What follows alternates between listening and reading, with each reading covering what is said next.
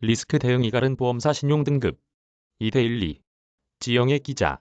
이번 주 국내 신용평가사 두 곳이 나란히 롯데손해보험의 신용등급 전망을 A 안정적으로 상향 조정했다. 뚜렷한 수익성 개선이 관측되고 금리 인상에 큰 영향을 받지 않는다는 점에서다. 공격적인 금리 인상기의 리스크 관리에 따라 보험사들의 신용등급이 엇갈리는 양상이다. 4일 크레디트업계에 따르면 최근 한국기업평가와 한국신용평가는 롯데손해보험의 보험금지급 능력평가 등급 전망을 기존 A 부정적에서 A 안정적으로 상향했다.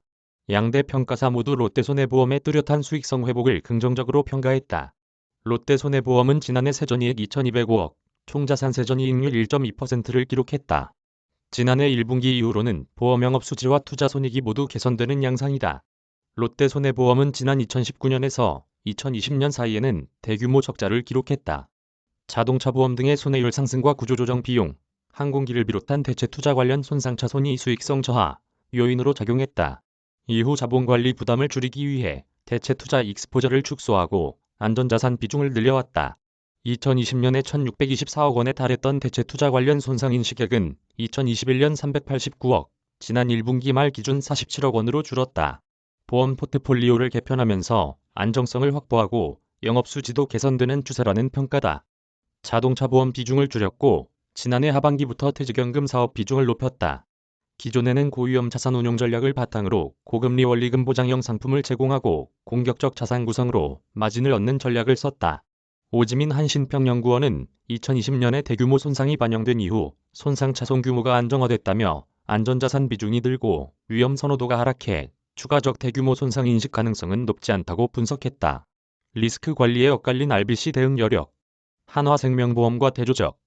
롯데손해보험은 최근 보험업계가 직면한 금리 상승 리스크에서도 비교적 자유롭다는 평가를 받았다.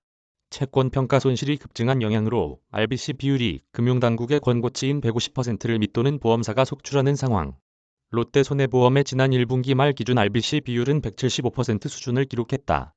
지난해 말 대비 하락폭이 6%포인트에 그쳤다.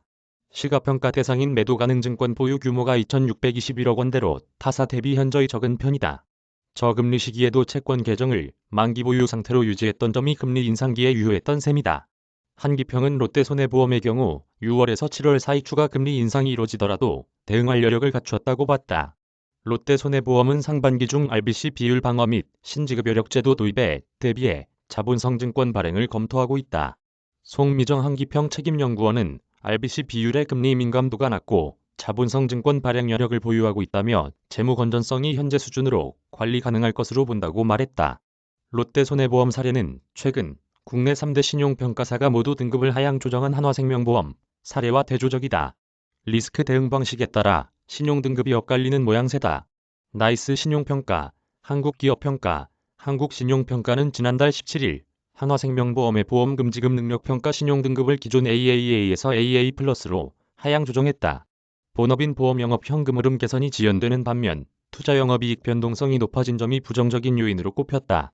3조 원대 투자 영업이익을 내면서 흑자를 기록해왔지만 금융시장 불확실성 확대에 따라 이익 변동성이 높다는 지적이다.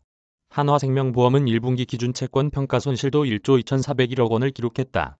매도 가능 채권으로 분류해둔 채권 보유 규모가 25조 2,598억 원으로 금리 상승 시 추가적인 손실 증대가 불가피한 상황이다.